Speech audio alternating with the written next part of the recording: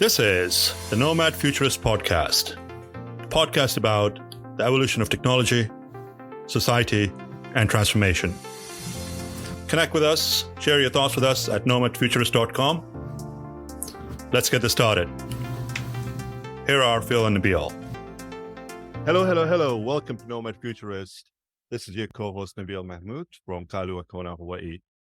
This is your co-host, Phillip Koblence, joining you today from the crossroads of the internet at 60 Hudson Street in New York City.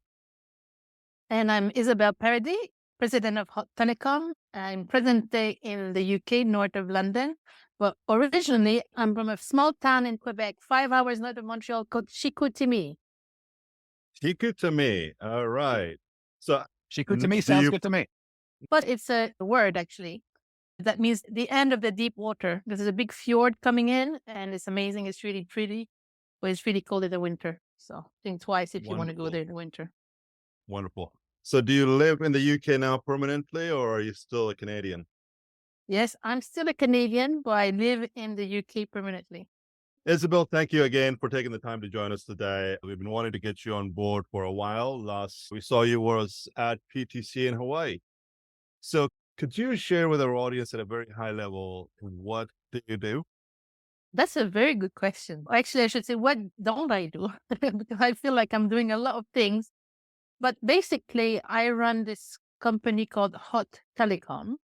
It's been in business for 20 years. And we do telecom strategic consulting, market research, but more and more marketing and content, fun, memorable content and events for the telecom operators in the international space. So we really focus, we niche in the wholesale and international space. So I work with all the big carriers, wholesalers, and the operators on the international side of their business. So you get to basically tell the data center and the IT space of the industry. Well, we cover the whole spectrum, actually. Data centers, subsea, infrastructure, voice, messaging, the whole spectrum of services that have to do with enabling the international telecom world. Folks, this is really exciting. We've got one of the industry leaders on the podcast. Isabelle, how did you get started? Looking at your background on LinkedIn here, so you are an industrial engineer and then you got a degree in finance. Was anybody in your family involved in technology? How did you get exposed to technology? When I was very young, I wouldn't have thought I would have become an engineer because I was obsessed with ballet. And I became a professional, well, not professional at that time, but high caliber figure skater from the age of 5 to 18. So during those years, I was skating 5 hours a day, 6 days a week for most of the year and going to school. But when I turned around 18, I had to decide, was I going to keep skating or do something else with my life? And I think the skating part of my life was finished by then. I thought, will I ever be the Olympic champion? The answer was no. So I thought, well, I think it's time to party and go to school full time. So I stopped skating and I focused on my studying and I became an engineer. However, as you say, was there anyone in my family that was tech orientated? My father was a doctor. My mother was a nurse. And they really wanted us to go into that profession. But I mean, anything but a doctor or a nurse. So, and my two brothers were studying engineering. And I was in college and I didn't know what to do. I didn't know what I was going to become. And when my older brother said, why don't you become an engineer? Because with that, you can do anything you want after. It opens any door that you want to open. If you want to be a lawyer after, you can be a lawyer. If you want to go into anything after, you'll have the best base possible in life. And my brother was not often correct, but in this case, he was definitely correct. It's the best thing he ever told me. And I thought, oh yeah, makes sense. And I was in engineering. I just loved it. And it's the best thing I ever did. I think it's so interesting to find someone that went from figure skating, like really artistic kind of background and dance, to engineering. And it doesn't seem like it's one of those fields that you can go to if you don't have like an engineering mind. I think most people don't just like pick up engineering, like, okay, I'm going to pick either liberal arts or fine arts or engineer. I guess I'll just do an engineer. You need to have some type of engineering type mind or mathematical mind or something. How did that transition go? How did you just pick up engineering? Well, because I really loved school. Some people are left brain, right brain. I'm probably both brain because I'm really creative and quirky, but I really like analyzing, solving problems. I have a very analytic structured mind. So that's a bit of a conundrum in my mind. That's probably why I'm so crazy.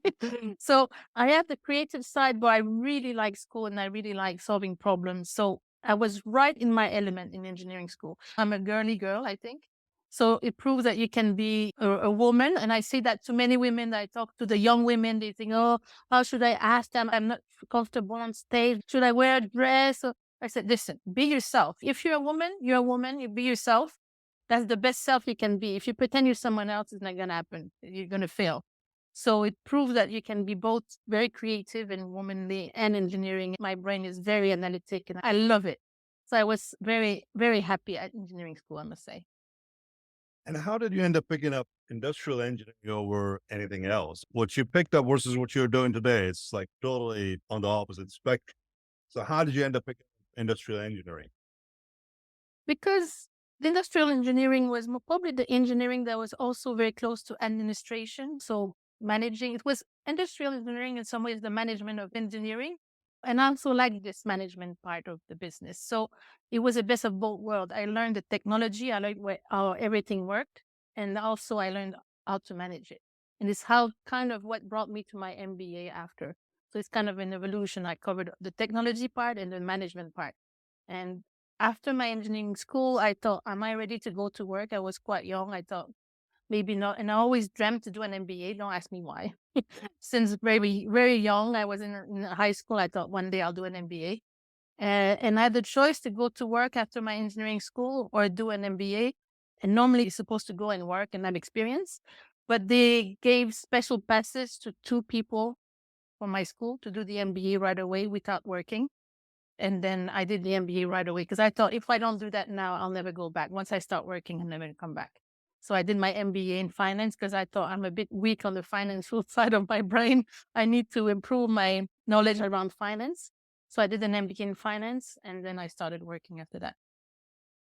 And I don't want to go back to university, by the way. I'm done. Oh, you're done. You're done partying. So you were right. You were right that you would never have gone back. Correct. All right. So that's for a young individual, that's still quite a lot to absorb, to figure out, okay, industrial engineering is my education or profession of choice. And then, of course, now I'm weak in finance. How did you get exposed to those elements of your life whereby those were the educational requirements that you wanted to pursue, or goals for that matter? Yes, I do believe in following your guts. And I just felt it was the right thing to do. And I guess in my engineering school, the first year, everyone was doing the same courses. For 1 year, you do physics and mechanical engineering and all of that. And then after that, you had to choose your specialty. One of my brothers has a master's in engineering and physics. The other had a master's in mechanical engineering. And I thought, no, I think I like that, but also like the management part and the process part. So it's all about optimization of the engineering processes. And I thought that fitted me better. So maybe I'm an engineer, but maybe I'm probably an 80% engineer. I know. Maybe I'm not a full-blown one. I know your parents wanted a doctor or nurse in the family. It sounds like they did just fine. I would have been the worst doctor or nurse. The worst, I would have been so bad at that.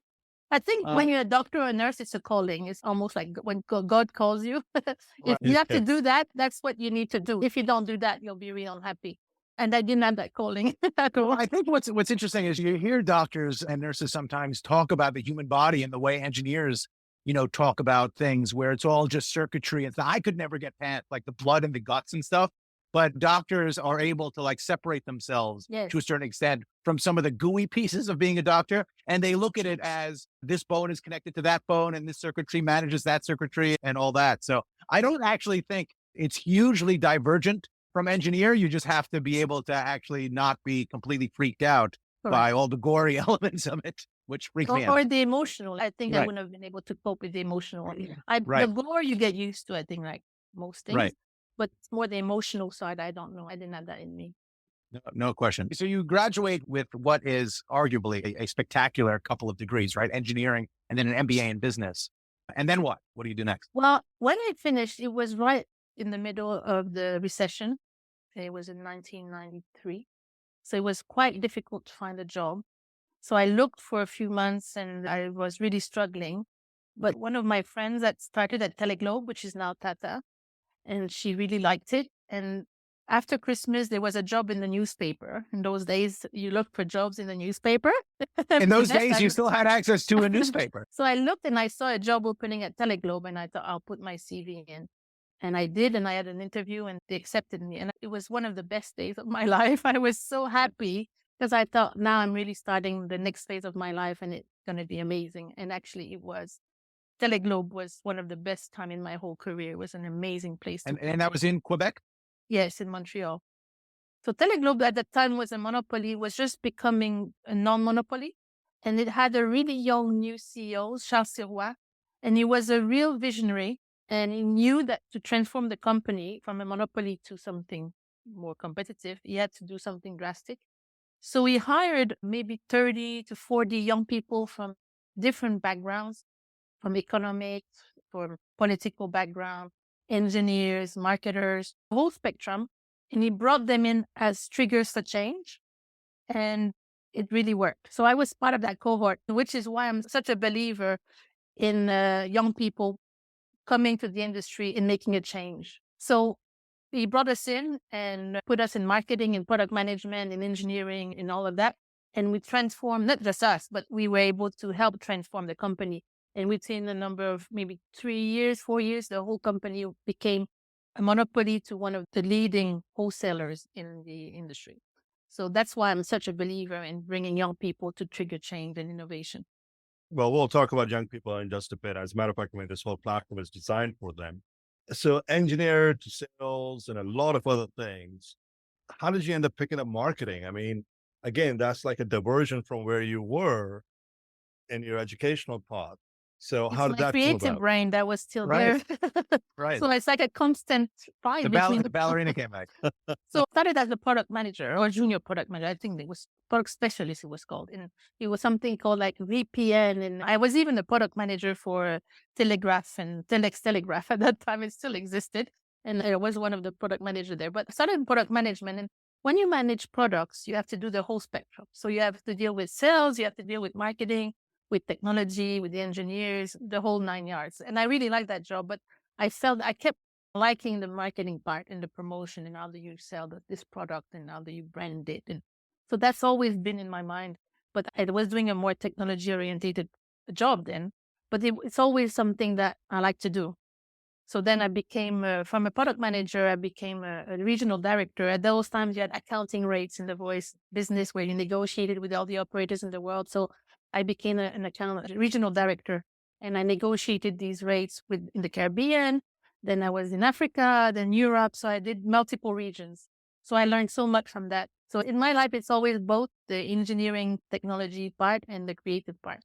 And at the moment, I think the older I get, the creative part's winning, actually, I think. Well, I think that's what's so amazing is I think you're probably someone that has been acutely impacted by this, but I think in general, people that follow an engineering trajectory are made to believe that they have to be compartmentalized, that they have to suppress any of the desire. They have to be analytical. They have to be in the box, but it is a superpower to be able to have access to both parts of that energy. And people think that when they're going into an engineering field, that's it. You're not a creative person anymore. Creativity is not an element, but you could bring creativity into any field that you work in, and it serves you so well.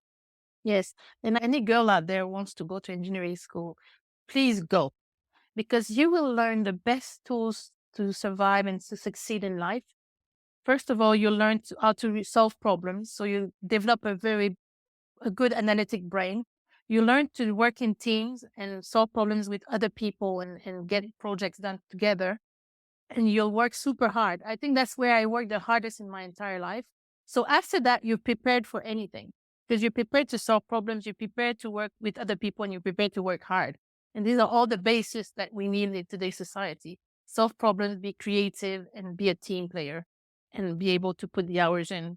So, and it's a lot of fun. I had so much fun. It was amazing. You learn to drink as well. It keeps the liver in line. You got Correct, which is very useful in our industry. But I guess that's something that's interesting. You went into a field that even today, I think there's a huge gap between male and female.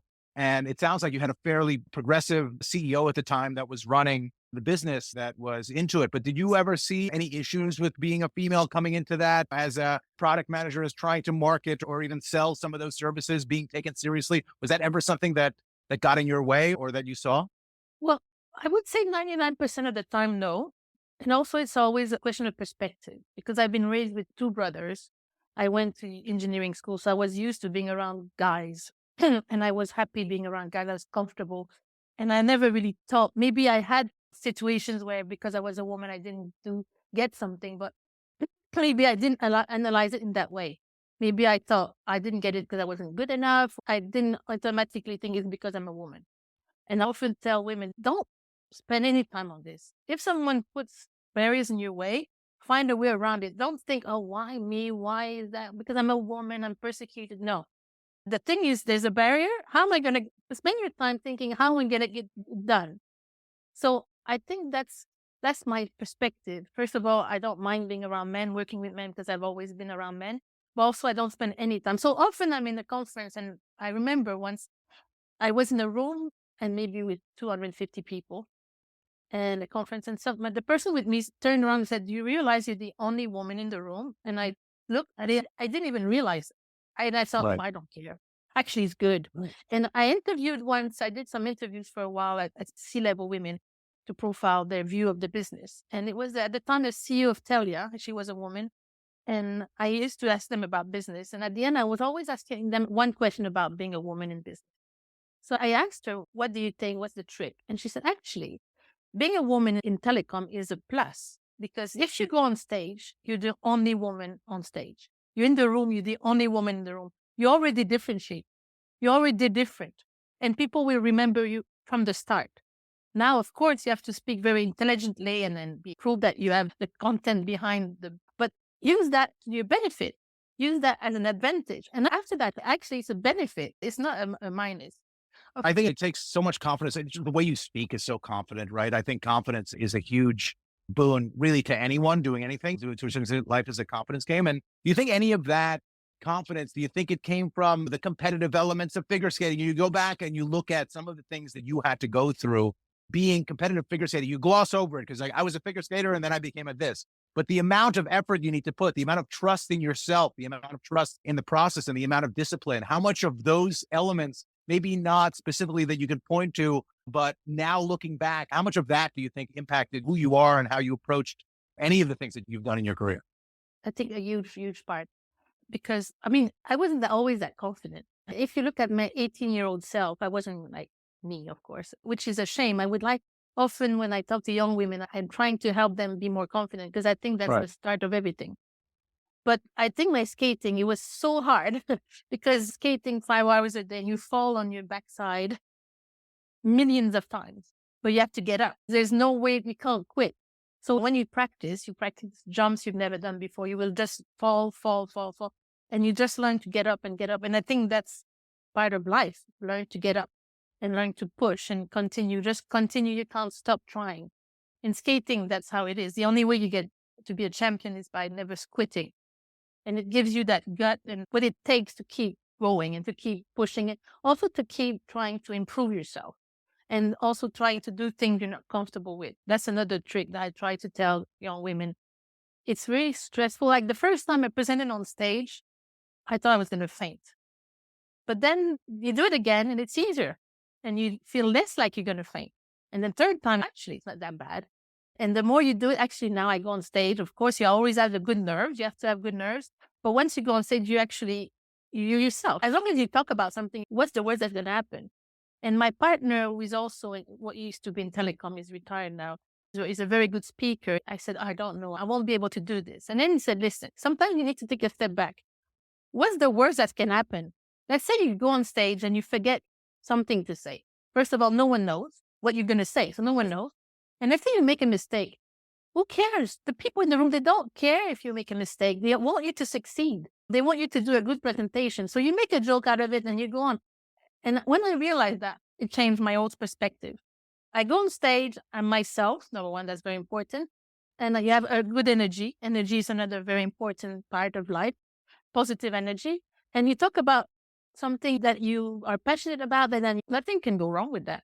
So once you realize that, it really helps, of course, and make it sound simpler than it is, but it's a start. Once you realize that, then it makes it much easier. So when I talk to young women, I bring on stage with me, I do try young women and young people. Before, some of them are really stressed, and that's all the things I tell them. Listen, I was stressed like you. This is what's helped me, and what there's a word that can happen. And they're like, okay, that's true. And then at the end of the experience, 9 times out of 10, they say, I love this. It was so much fun. When can we do it again? And now I know I've succeeded. Picture you bringing like a baby carriage on and holding them up and being like, look, I can do this. I can do this. The whole thing is about mind over matter, mind over body. I mean, if you keep telling yourself that you're not good enough, if you keep telling yourself that you're not going to be able to get out of a situation, whether it be mentally, physically, emotionally, whatever the case might be, and or professionally, you'll never be able to succeed. So believe in yourself. You make a great point. Let your weakness be your strength and be different, be unique. That's what people remember. And there's a saying I often talk about. I say, don't be afraid to be different. Be afraid of being the same as everyone else. So I say that to my customers as well and to people. Why would we want to be all the same? That would be so sad. Exactly. So when you started a career versus where you're at today, do you think that the industry has changed whereby we are more accommodating to minorities and women? Are we on the right path? I think so. And young women as well, and young people in general. I think about young women because with the work I do with young people at the moment, I realize that probably at least half of these young people that work with me on different projects are women. And that wouldn't have been the case because there wouldn't have been enough of them. But there's obviously more of them that are joining our industry, and there's still a lot to do. But I think that there's more of them joining, and the more of them join, the more, again, that will have an impact going forward. And the momentum will pick up. Yeah, the momentum is already there, but it's going to accelerate.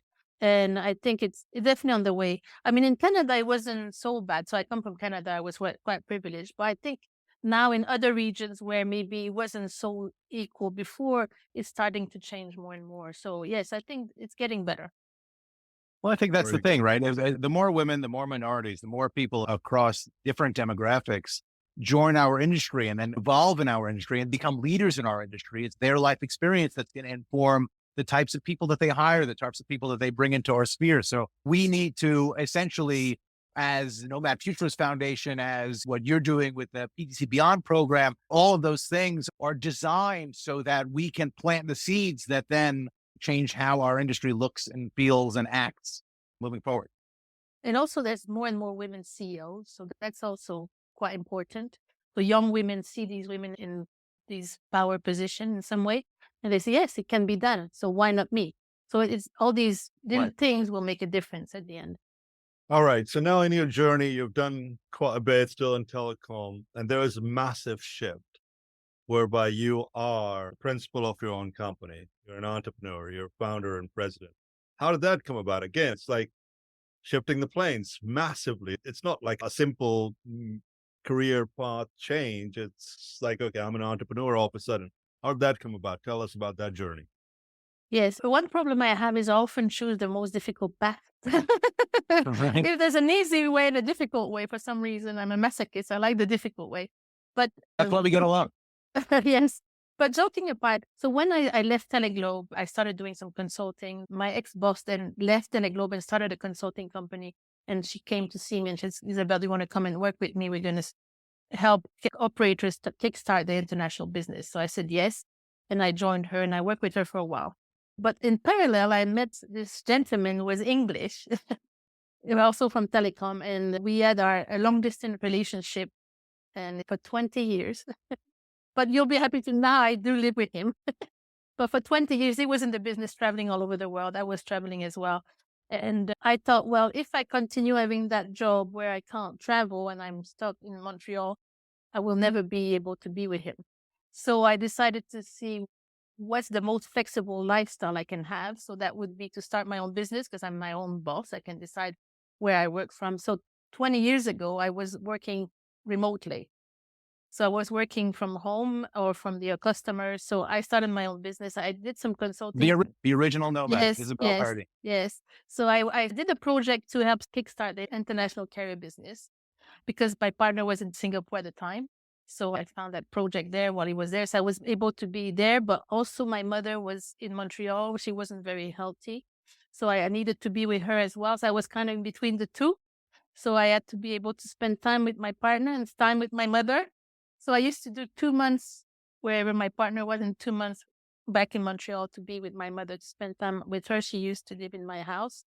So I worked in Singapore and helped kickstart the international business. And I was at 29, they offered me the job of international carrier relation director, which was a big job at the time for my age. And they offered me that job with a very good money. And I could have said yes. I would have had a very different life, I think. But I thought, no, I can't, because then it means I will have to be in Singapore. I can't go back to Montreal. So I turned it down. And that's when I officially started my business. So then it gave me the chance of being in the UK, in Montreal. So I used to do for 20 years, 2 months in the UK, 2 months in Montreal. So I would go between the two, plus my travel around the world. At least I was my own boss. I decided where I was, when I was, and it gave me a lot of freedom and, of course, a lot of stress as well. Well, you're still your own boss. Nothing really Yes. has changed, has it?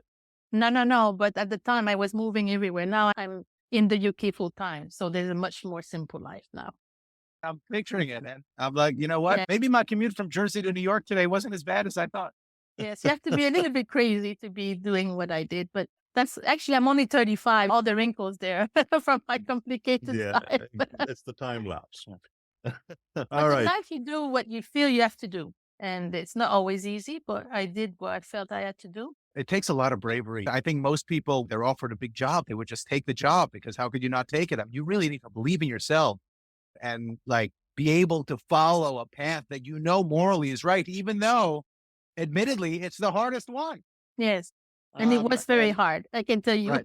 Because being your own boss, it's nice to be an entrepreneur and your own boss, but it comes with a lot of stress and a lot of, very stressful. People that never started their own business have no idea. Because I tell people that come to me, they're leaving the industry and they say, oh, I want to become a consultant, or I say, come talk to me. Talk to me first. Because Right. what people don't realize is you generate every dollar that comes into your bank account or your pocket from nothing. You show up to the office, you do a great day of work, doesn't mean the money will come into your bank account. If Right. you have a job at the office in a company, that will be the case. So you have to realize that every dollar comes in, you created from nothing. And people don't realize that. You could have two jobs. You could have like bringing young people into our industry and talking people out of starting their own business. It's a strange dichotomy. Yes, I agree. I think that's probably what I think you have to be cut out for it, because it comes with a lot of stress and uncertainty. So you have to be able to cope with that. Right. term. It's understanding the risks that you're willing to take. Nothing is easy. Even going to work for somebody, you're always probably on the edge, like, hey, I'm going to get fired, or I'm not good enough. So yeah, it's life experiences and decisions that you've got to stick with and make accordingly as to what your personality is. Tell us your drive and your initiatives that you're engaged in as it entails to working with young entrepreneurs, with the younger generation, and creating that excitement for them to come into the information technology sector globally. Or young people that you've talked out of becoming entrepreneurs. I just tell them, do what you love. I mean, if they want to be an entrepreneur, as long as you go in with your eyes wide open, I think that's the key. You know what you're getting yourself into. You're happy with that. Please go ahead, because I did. Probably not. My eyes were not fully open when I got into it, but I think it's partly because I lived it at Teleglobe, and it was such an amazing time in my life with other super fun and bright young people. And I saw the difference we made in the company. We turned it into a super successful company, and we had so much fun. So that really it's in me. So I think the industry needs that again. So if it really wants to reinvent itself and become a cool industry again, as it used to be when I joined, because it's still cool, but people don't really know about it. We need to bring these fresh faces, these bright, young, dynamic young people in our industry to rejuvenate it, and to also let other young people know. Because young people out there that look at me, they say, okay, yes, she did it, but I'm not talking their language. I'm older generation. So we need young people that talk the same language as the other young people that are thinking of joining us. So it's all part of that picture that we need to put in place to just make sure our industry continues to grow and play the key role that it has to play in our society going forward, and will be more and more. So, and I love it. I mean, at PTC Beyond, we have now 15 young people in the group working at delivering next year's program. They're so bright, and I learned so much from them, and it's inspiring. I love it. If you were to summarize your life thus far and or your career, what are a couple of major takeaways? I think, as I said a bit earlier, energy, it's not everything, but it's a large part. So if you have positive energy, I believe in feeling people's energy and the energy you give out. So if you have a positive energy, you will attract positive energy back, and people with the same energy as you will be attracted to you. And then, because you don't want to waste time with people who have negative energy, and some people have that. It is the way it is. So I think energy is super important. And I really believe in that. And smiling and being positive. I don't always feel like smiling, but the moment you smile, you feel better.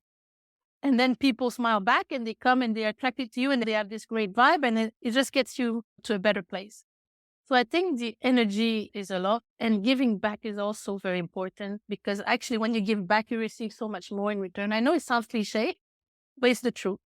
So life is a lot about giving back and looking after others. I looked after my mother for quite a long time, and I'm so happy I did it. And now I try to look after the young people and making sure they have a place in our industry. So the positive energy, giving back. And so when I work with my customers, I'm a consultant. If at the end of the day, I made them smile and I made a difference in their business or in their life, I've succeeded in that day. So when we have calls with my customers, it's always fun, it's always friendly, positive. And if I've given them something of information, some support that made their business better, at the end of that day, I've succeeded. So I think it's all about doing something good. And at the end of the day, we'll come back to you manifold.